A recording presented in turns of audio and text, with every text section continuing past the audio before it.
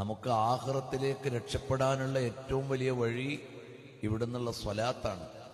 മദീനയിൽ ചെല്ലുമ്പോൾ അവിടുന്ന് വരുന്ന ഒരു സന്തോഷമുണ്ട്, അവിടുന്ന് ലഭിക്കുന്ന ഒരു സുഗന്ധമുണ്ട്.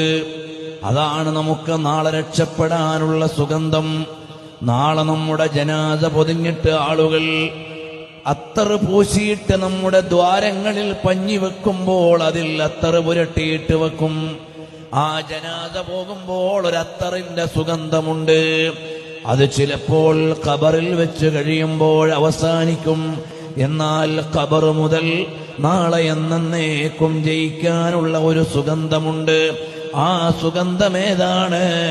ഈ സ്വലാത്തു ചെന്ന് മദീനയിൽ അലയടിക്കുമ്പോൾ അവിടെ നിന്ന് മദീനയുടെ രാജാവ് നൽകുന്ന ഒരു സുഗന്ധമാണ്. ആ സുഗന്ധം ലഭിക്കുന്നവരിൽ ഞങ്ങളെ നീ ചേർത്തു തരണം അല്ലാഹ്.